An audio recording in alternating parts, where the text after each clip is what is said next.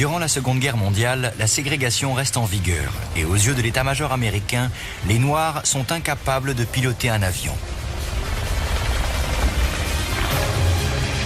Un groupe d'hommes exceptionnels réussit pourtant à surmonter les préjugés.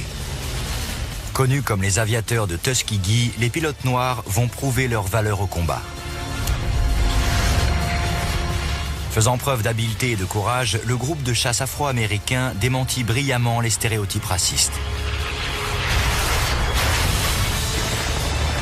Ces exploits sont aujourd'hui entrés dans la légende.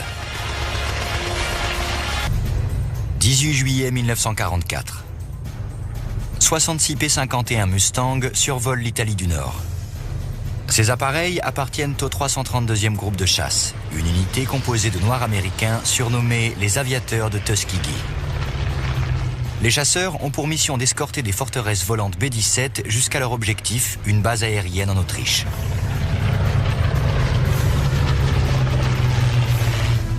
Le capitaine Wendell Pruitt et son ailier, le lieutenant Lee Archer, volent avec le 302e escadron. Wendell et moi, on était inséparables. Je l'aurais suivi au bout du monde. Leader doué et sûr de lui, Wendell Pruitt a trouvé son ailier loyal et tout aussi talentueux en la personne de Lee Archer. Cette paire redoutable est surnommée le duo d'enfer au sein de l'escadron. On volait au-dessus des bombardiers en slalomant un peu. On était plus haut, donc il y avait moins de résistance dans l'air.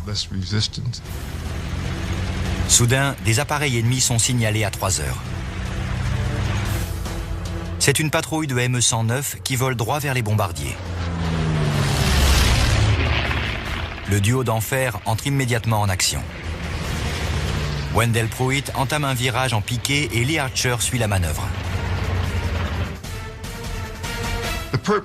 Mon rôle en tant qu'ailier, c'était de couvrir les arrières de Wendell, le leader. Wendell Pruitt prend pour cible l'un des chasseurs, mais le pilote allemand sent venir le danger. Il dégage.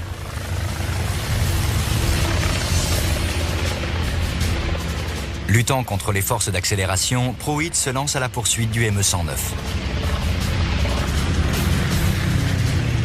Tout au long des violentes manœuvres, Lee Archer s'efforce de rester dans la queue du leader. On suivait les virages et quand l'appareil ennemi revenait à plat, Wendell tirait. Des balles traçantes encadrent le Messerschmitt et le pilote allemand tente désespérément de se dégager. Le duo d'enfer ne se laisse pas distancer. Pourtant, Lee Archer a le sentiment que quelque chose ne va pas. À 3 reprises, l'appareil ennemi est revenu à plat et Wendell n'a pas tiré. Donc, je suis venu à son niveau pour dire « Qu'est-ce qui se passe ?» Le leader indique que ses mitrailleuses sont enrayées et il fait signe à son ailier de passer devant.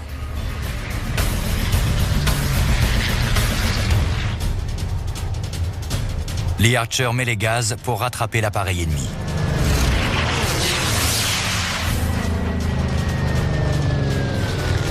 Le ME-109 zigzague et descend en piqué, mais sans parvenir à se dégager.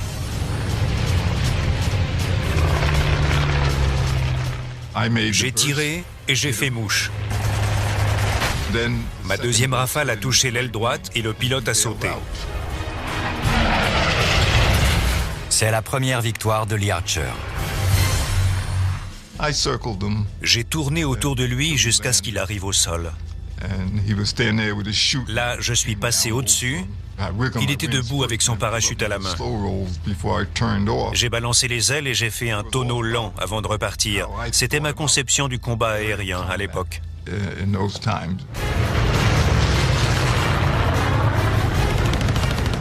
Cependant, les autres Mustangs sont toujours engagés dans une bataille acharnée.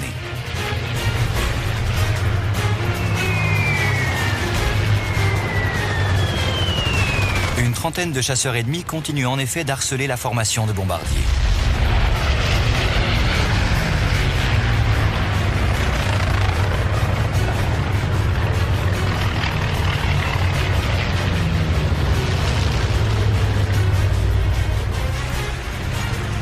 Le lieutenant Clarence Lester entend alors son chef de patrouille annoncer à la radio « Bandit à 3 heures ».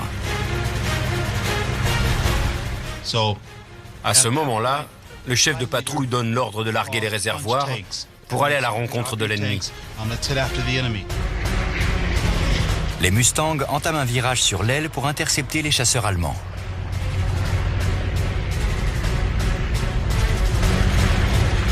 C'est alors que Clarence Lester repère une cible facile, une patrouille de ME-109 juste en dessous de lui.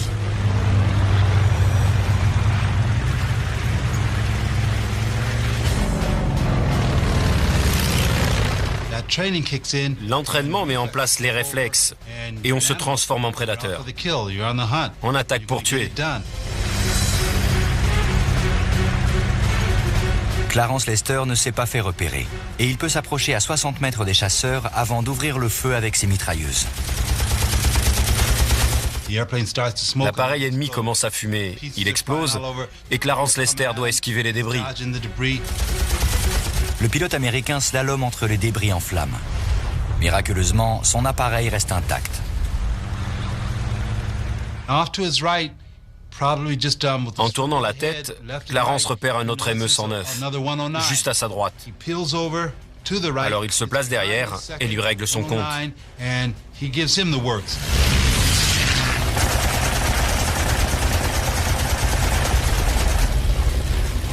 Le chasseur allemand tremble et prend feu.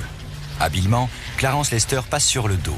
Il voit alors le pilote ouvrir la verrière pour quitter l'appareil en perdition.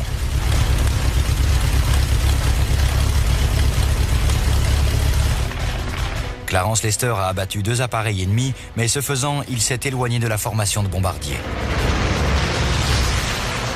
Rasant la cime des montagnes, le pilote américain repère alors un ME-109 en dessous de lui à 3 heures.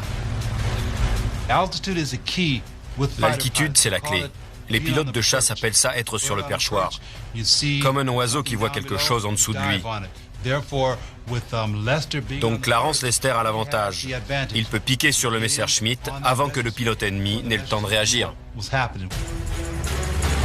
Le pilote américain attaque en piqué. Il prend rapidement de la vitesse. Tandis que le moteur Merlin vrombit furieusement, le Mustang dépasse les 560 km/h. Clarence Lester appuie sur la gâchette et une rafale de balles traçantes frôle le nez du ME-109. Le pilote allemand passe alors sur le dos pour engager un piqué et tenter de se dégager. Une erreur fatale. Son appareil est bien trop près du sol.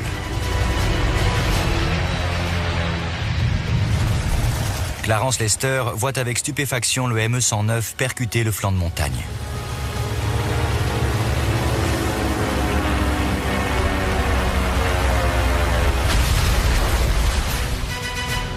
Exalté par ce combat intense, le pilote américain survole l'épave. À lui seul, Clarence Lester a éliminé 3 chasseurs ennemis.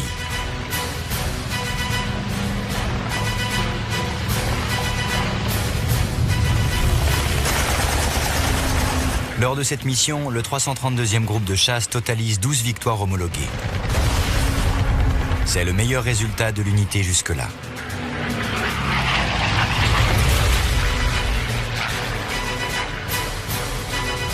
Pour les pilotes noirs, cette réussite marque une étape importante, car en réalité, les chasseurs allemands ne sont pas les seuls adversaires qu'ils doivent affronter.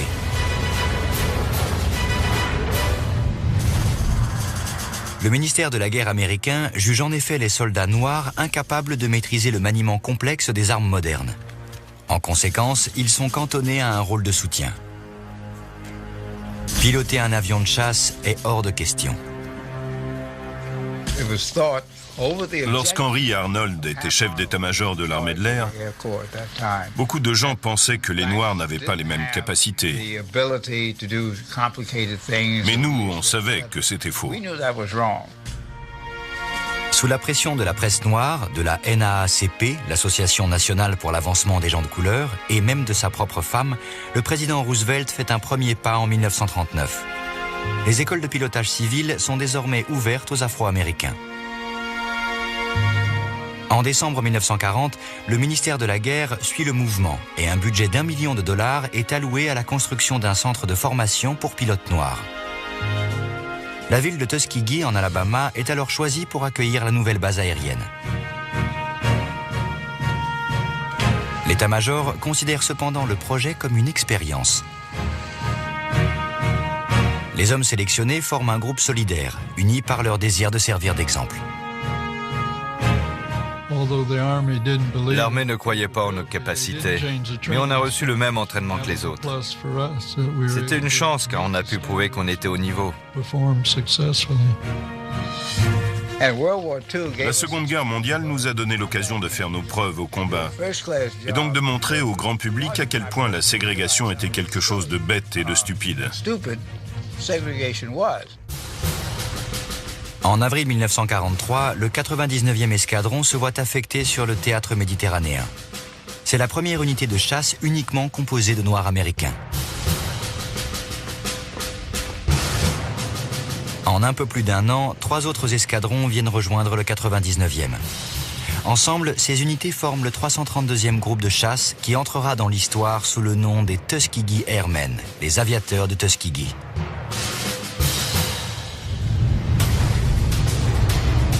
« 24 août 1944. Des B-17 et B-24 de la 5e escadre de bombardement approchent de leur cible, la base aérienne de Pardubice en Tchécoslovaquie.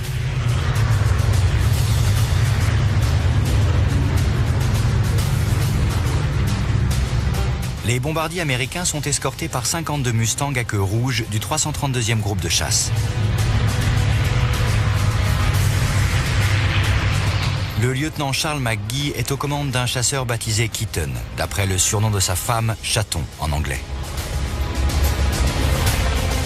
Le pilote commande une patrouille de 4 appareils. On était au-dessus des bombardiers, légèrement sur le côté.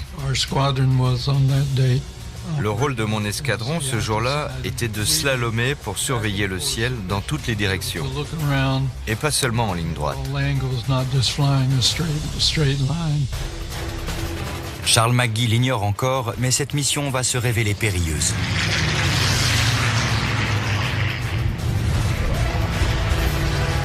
Au-dessus d'un aérodrome ennemi ravagé par les bombes, le pilote devra en effet livrer le combat de sa vie.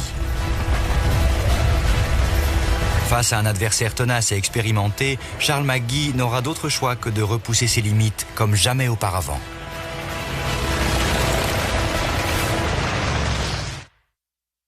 « 24 août 1944. Le lieutenant Charles McGee escorte une formation de bombardiers lourds avec le 332e groupe de chasse, les célèbres aviateurs de Tuskegee.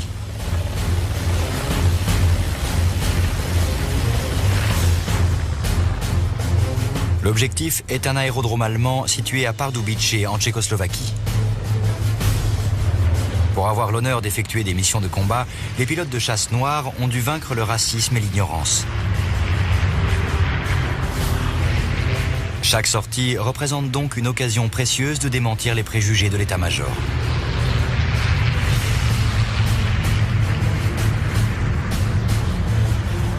En arrivant à portée de vue de l'objectif, Charles McGee scrute le ciel à la recherche de chasseurs allemands. Quand on attaque un aérodrome, on attire forcément les appareils ennemis. Le leader de l'escadron américain signale alors 2 FW-190 à 4 heures. Ma patrouille a été chargée de les empêcher de piquer vers les bombardiers. Charles McGee vire pour engager la formation ennemie. Sa patrouille de P-51 Mustang va devoir affronter le meilleur chasseur monomoteur allemand.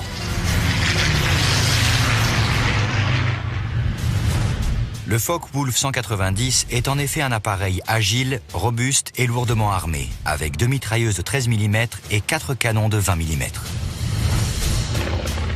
Charles McGee, lui, pilote un des premiers modèles de Mustang, le P-51C.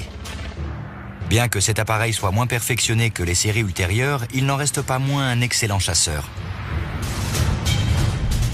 Sa vitesse de pointe dépasse en effet les 700 km/h et il dispose de 4 mitrailleuses de calibre 50 montées dans les ailes.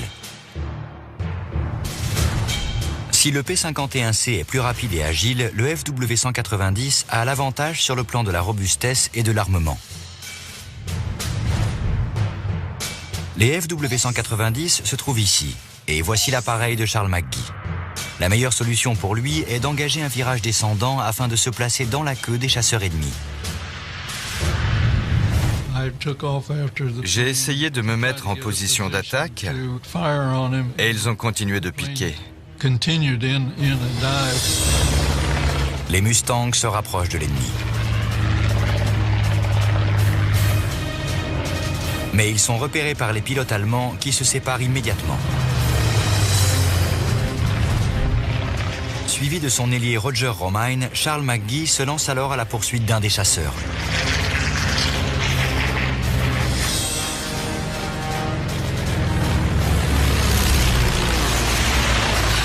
Le pilote allemand tente désespérément de se dégager.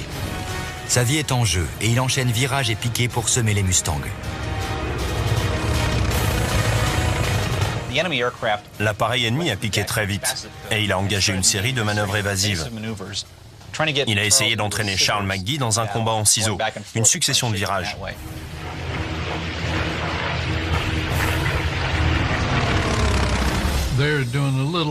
Ils ont enchaîné des petits virages pour nous semer ou nous forcer à le dépasser. Mais j'ai réussi à maîtriser ma vitesse pour rester derrière lui.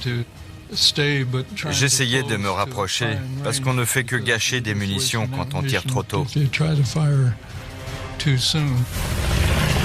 Mettant à profit l'avantage de vitesse du Mustang, Charles McGee rattrape peu à peu le FW-190. Cependant, l'aérodrome ennemi se rapproche dangereusement.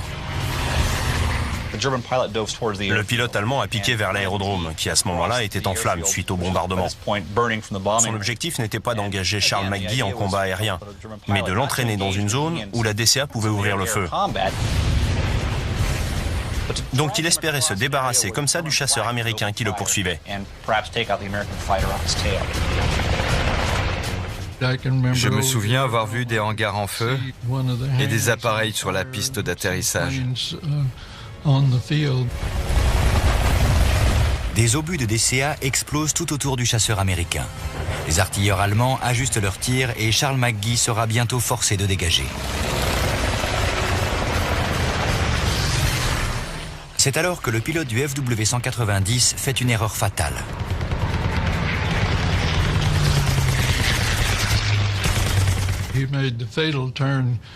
Il a viré à droite. Je crois qu'il essayait de s'échapper dans la fumée qui montait de l'aérodrome. Mais ce n'était pas la bonne chose à faire à ce moment-là, parce que j'étais justement en position d'ouvrir le feu sur lui.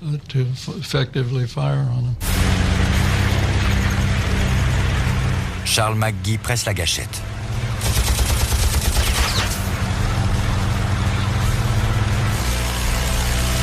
Les 4 mitrailleuses de calibre 50 crépitent, ne laissant aucune chance aux chasseurs allemands. Le FW-190 tremble violemment avant de plonger vers le sol et de s'écraser dans une grande explosion.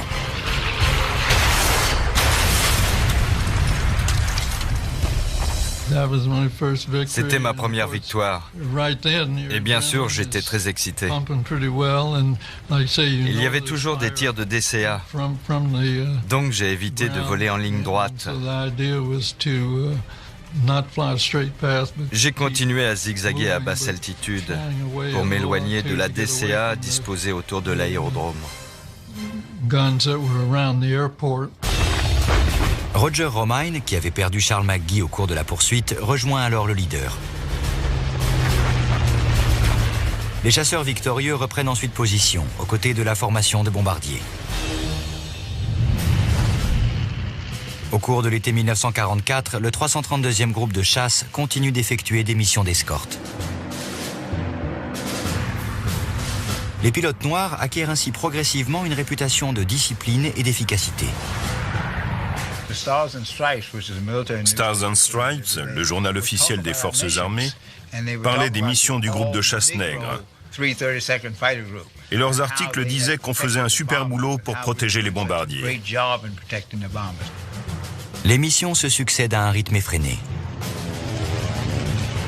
Le 332e groupe de chasse escorte les bombardiers de la 15e armée de l'air lors de raids visant des ponts ferroviaires en Italie du Nord et des raffineries de pétrole en Roumanie. Les pilotes noirs effectuent également des missions de mitraillage sur des aérodromes et des gares de triage dans toute l'Europe de l'Est.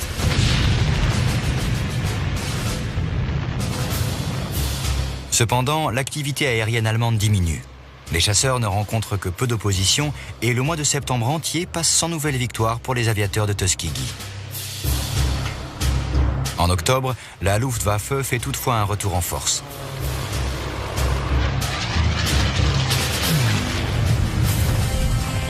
Et le 12, le duo d'enfer de Wendell Pruitt et Lee Archer s'illustre de nouveau au combat.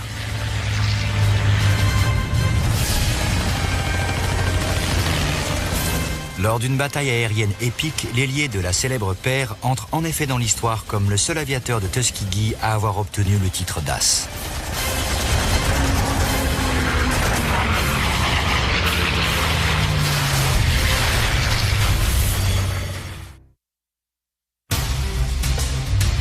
« 12 octobre 1944. Un escadron de Mustang du 332e groupe de chasse survole le lac Balaton au sud de la Hongrie.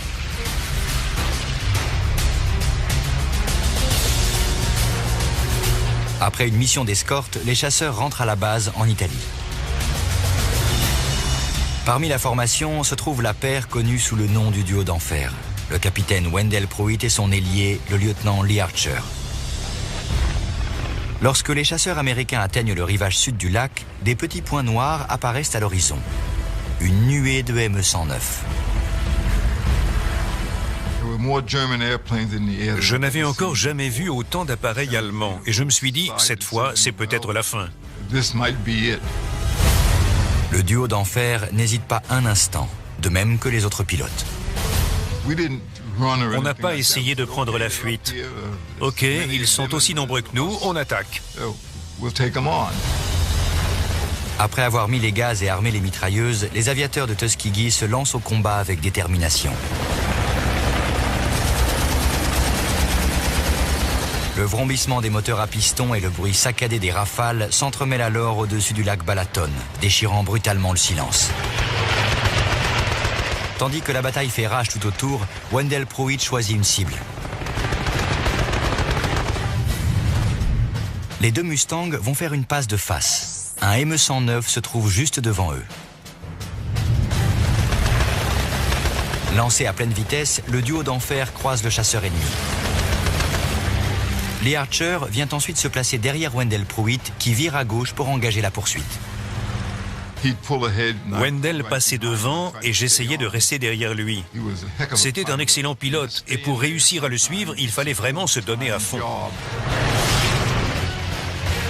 Le virage très serré de Wendell Pruitt prend l'ennemi par surprise. Et les 4 mitrailleuses du Mustang entrent en action. Le pilote allemand quitte l'appareil en perdition.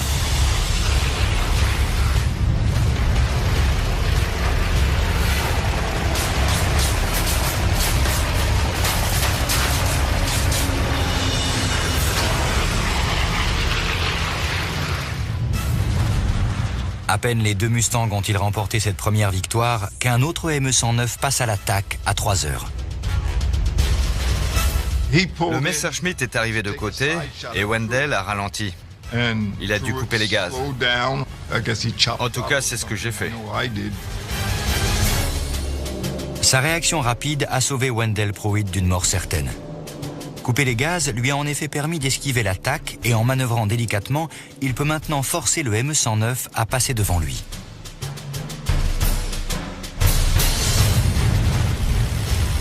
Lee Archer suit la manœuvre et le leader réussit alors à se placer en position d'attaque.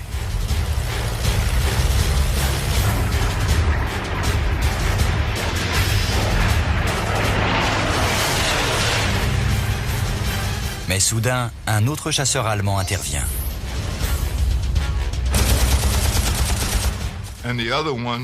Le deuxième Messerschmitt s'est placé dans la queue de Wendell, sans réaliser que moi, j'étais là uniquement pour protéger ses arrières à ce moment-là du combat. Donc, il y avait Wendell qui tirait sur un ME-109, un ME-109 qui tirait sur Wendell et moi qui tirais sur ce deuxième ME-109. Lee Archer ajuste parfaitement son tir, puis ouvre le feu.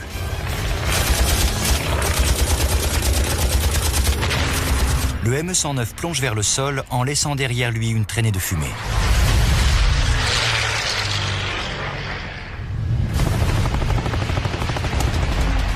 Quelques secondes plus tard, Wendell Pruitt fait mouche à son tour.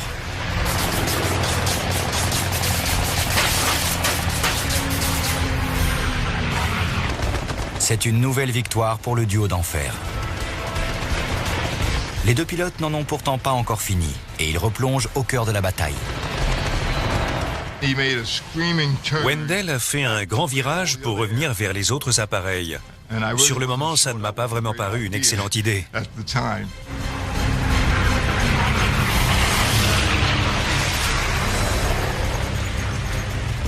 Wendell Pruitt repère immédiatement une cible au milieu de la mêlée. Un autre ME-109 se trouve juste devant lui. On est revenu vers les autres appareils et on a fait une passe de face avec un ME-109. J'ai tiré quelques rafales de derrière Wendell. Les deux Mustangs foncent vers le chasseur allemand. Leur mitrailleuse crépite. Lee Archer suit ensuite le leader dans un autre virage très serré à gauche. J'ai été un peu distancé. Et encore une fois, un ennemi s'est intercalé entre nous deux.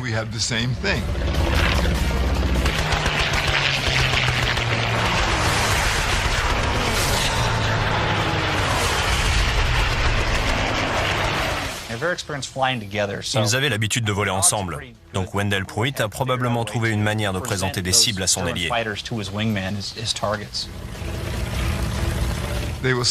Ils se sont fait avoir.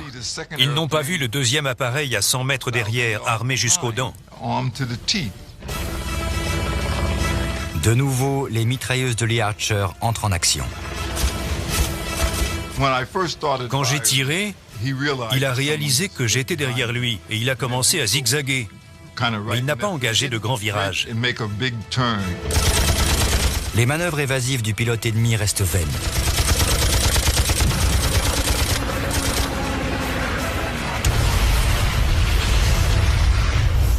Lee Archer inscrit ainsi une 4e victoire à son palmarès. Encore une et il obtiendra le titre d'as. Or, les cibles ne manquent pas autour de lui. À ce moment-là, il y avait tellement d'appareils dans le ciel que j'ai dit que j'avais perdu Wendell dans la mêlée. Mais ça n'était pas vrai. En fait, j'avais repéré une cible, un ME-109 qui arrivait vers moi. Lee Archer est ici, voici le chasseur ennemi. Le pilote américain peut simplement virer à droite pour faire une passe de face.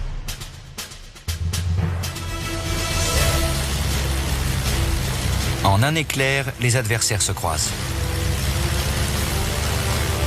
Puis, ils commencent à tourner en cercle. Celui des deux pilotes qui réussira à boucler le virage le plus serré pourra se mettre en position d'attaque et petit à petit, le ME-109 prend l'avantage. Les canons du chasseur allemand sont braqués sur le Mustang, prêts à tirer la rafale fatidique. Lee Archer n'a que quelques secondes pour réagir. « 12 octobre 1944. Les aviateurs de Tuskegee livrent une bataille acharnée contre une multitude de ME-109. Lee Archer est engagé dans un combat tournoyant et son adversaire menace de prendre l'avantage. Lorsque tout à coup, il repère un autre appareil ennemi. Sur ma droite, j'ai vu un appareil esselé qui faisait une cible facile. Il volait en ligne droite, les ailes à plat. Instinctivement, Lee Archer fait un break.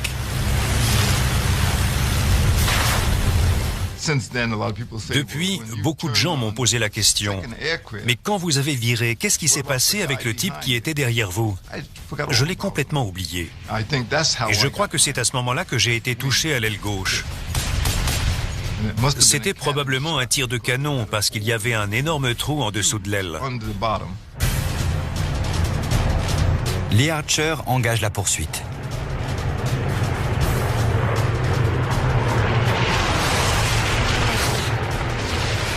Le pilote allemand réagit en descendant en piqué. Il espère se mettre à l'abri au-dessus d'un aérodrome. Mais la manœuvre échoue. Lee Archer est déterminé à ne pas laisser échapper sa 5e victoire. Et ses tirs font mouche.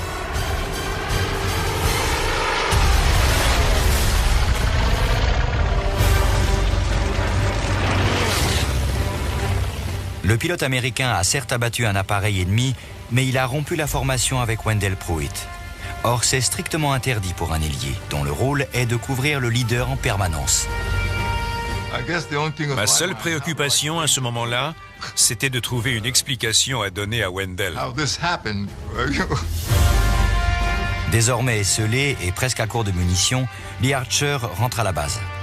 Les 3 appareils qu'il a abattus en ce 12 octobre portent son palmarès à 5 victoires. Un accomplissement historique pour un pilote habile et combatif. Les aviateurs de Tuskegee ont désormais un as dans leur rang. Au cours de l'automne et de l'hiver 1944-45, le 332e groupe de chasse continue de mener des missions d'escorte. Début mars, le tableau de chasse de l'unité totalise 74 victoires officielles en combat aérien.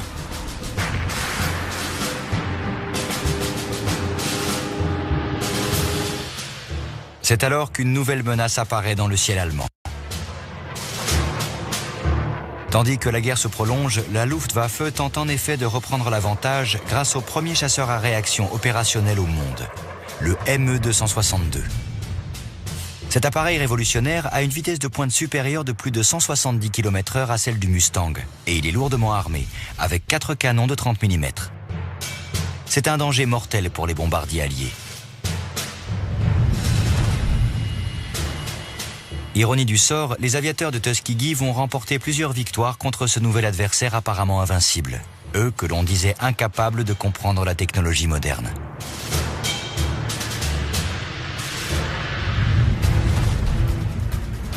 24 mars 1945. Le vrombissement de centaines de moteurs d'avion emplit le ciel au centre de l'Allemagne. Escortés par des appareils du 332e groupe de chasse, une formation de 200 forteresses volantes vole vers la capitale du Reich. Les B-17 ont pour objectif une usine de tanks. À l'approche de Berlin, une autre unité, le 31e groupe de chasse, doit prendre la relève des Mustangs à queue rouge. Ils ont été surpris par la météo et on nous a dit de continuer. On avait juste assez de carburant pour faire le trajet. Le 332e groupe de chasse reste donc aux côtés des bombardiers. Mais à l'approche de l'objectif, les traînées de condensation caractéristiques des avions à réaction apparaissent dans le ciel. Tout à coup, quelqu'un a signalé des appareils non identifiés. Et on a vu des espèces de bandes dans le ciel. On était à 7 ou 8 000 mètres d'altitude. Il y avait ces traînées. Et j'ai pensé, ah, des jets. Donc je me suis dit, reste vigilant, on y va. Préférant ne pas se risquer à un assaut de front, les chasseurs allemands vont attaquer la formation de bombardiers sur les flancs par petits groupes.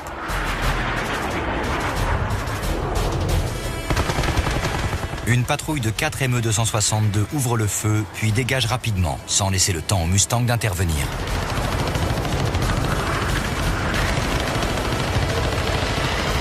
L'un des chasseurs ennemis commet néanmoins l'erreur de s'approcher d'un peu trop près. Le jet passe juste devant l'appareil du lieutenant Earl Lane. Instinctivement, le pilote américain engage la poursuite.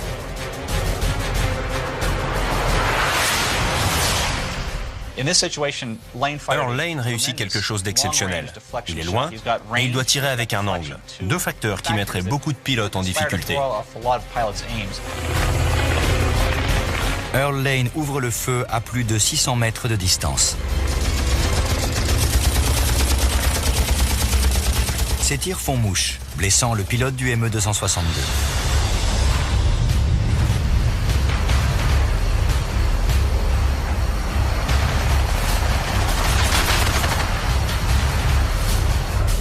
le pilote allemand tire sur le manche pour grimper avant de quitter l'appareil en perdition.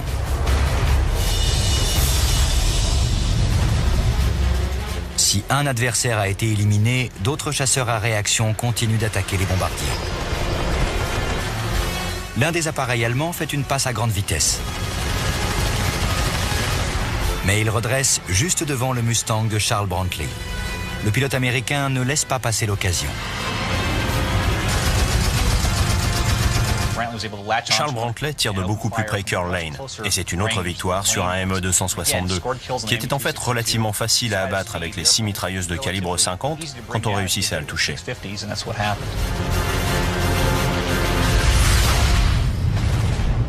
À l'arrière de la formation de bombardiers, le harcèlement des ME-262 est intense. Comme une meute de loups, les chasseurs à réaction traquent leur proie à distance avant d'attaquer.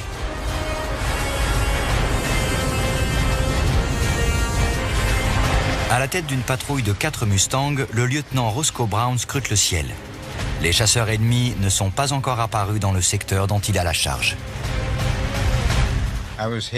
J'étais engagé dans un virage à gauche et tout à coup, j'ai vu des jets qui grimpaient vers nous, à 7h et à 5h. Lancés à plus de 640 km/h, les chasseurs ennemis s'approchent rapidement. Les Mustangs représentent la seule protection des bombardiers. Et sans hésiter un instant, Roscoe Brown ordonne à ses hommes de larguer les réservoirs ventraux. Les chasseurs américains descendent en piqué, prêts à engager le combat.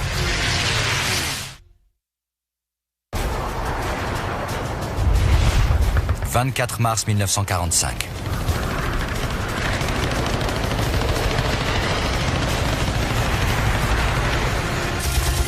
Les hommes du 332e groupe de chasse, les aviateurs de Tuskegee, affrontent avec succès le chasseur le plus sophistiqué de la Seconde Guerre mondiale, le ME-262.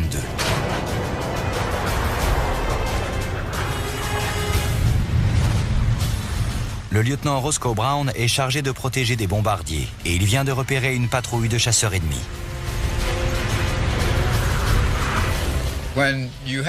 En tant que pilote de chasse, si on commence à réfléchir, c'est fini. On se contente de réagir. J'ai vu les jets, je savais qu'ils étaient rapides. J'ai dit, on y va. On n'a pas le temps d'analyser. La patrouille de Roscoe Brown est ici. Et voici les chasseurs allemands.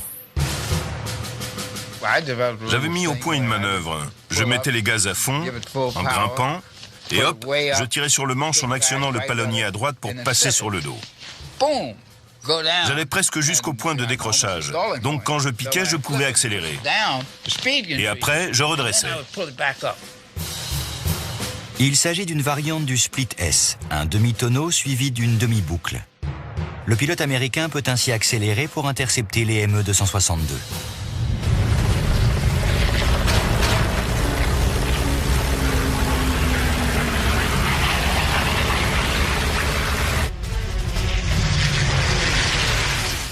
En sortant du split S, j'ai vu un chasseur et tout s'est passé en une fraction de seconde.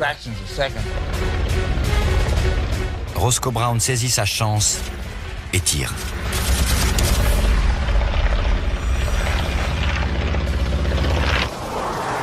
Le chasseur allemand prend feu et le pilote saute tandis que des débris se détachent de l'appareil.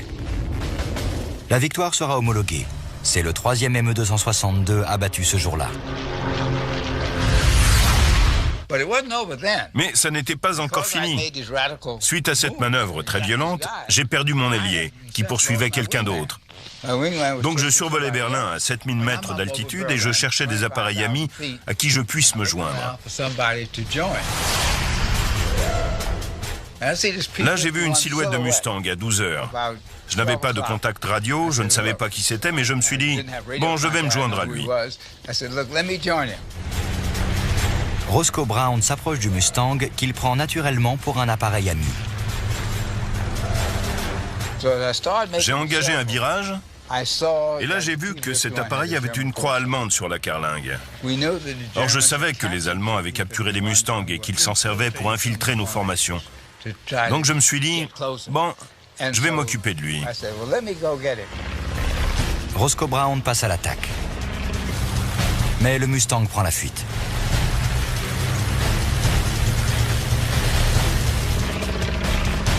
Le pilote américain tire sur le manche pour tenter de se placer en position de tirer. J'ai commencé à resserrer mon virage, je gagnais sur lui et puis j'ai regardé ma jauge de carburant. J'ai vu qu'il me restait un peu moins de la moitié. Et je me suis dit, bon, j'ai deux solutions.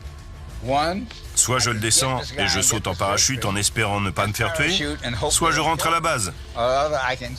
Finalement, je l'ai laissé s'enfuir et j'ai mis les gaz en partant vers le sud. Et j'ai parcouru environ 1100 km seul au-dessus du territoire ennemi.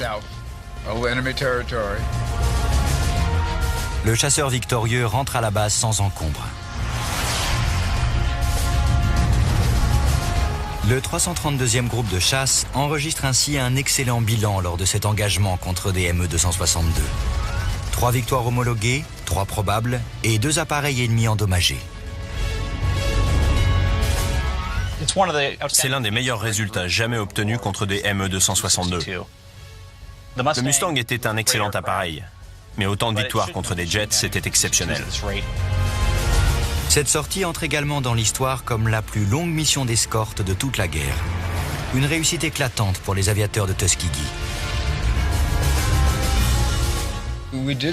On leur a prouvé qu'on était très bon pour les missions d'escorte. On a reçu collectivement une citation présidentielle pour acte de bravoure. Et on était tous très contents.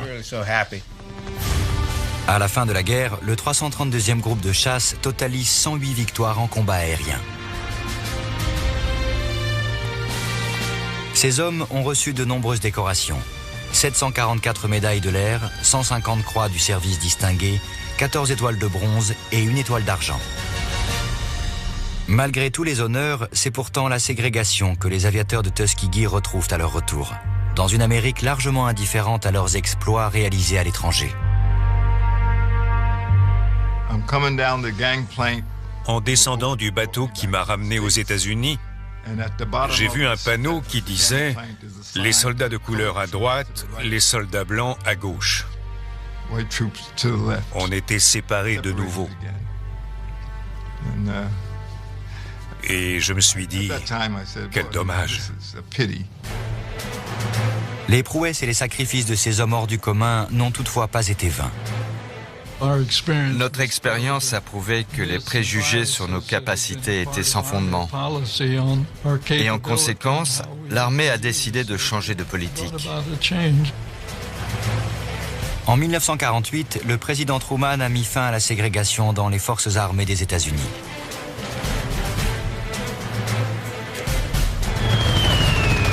À travers leurs exploits dans le ciel européen, les aviateurs de Tuskegee ont contribué à ébranler les convictions racistes de la société américaine. Malgré le danger, un petit groupe d'hommes résolus et unis par l'adversité a ainsi dénoncé l'injustice fondamentale de la ségrégation. Un combat qui en annonçait d'autres, à la veille de la lutte pour les droits civiques. On savait au fond de nous que le racisme était injuste et qu'on avait les mêmes capacités que les autres.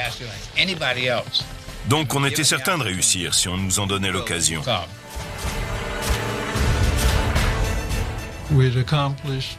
C'était un accomplissement important de prouver que ce n'est pas le hasard de la naissance ou la couleur de peau qui compte. Ce qui compte vraiment, c'est ce qu'une figure comme Martin Luther King a apporté à notre pays, les qualités personnelles.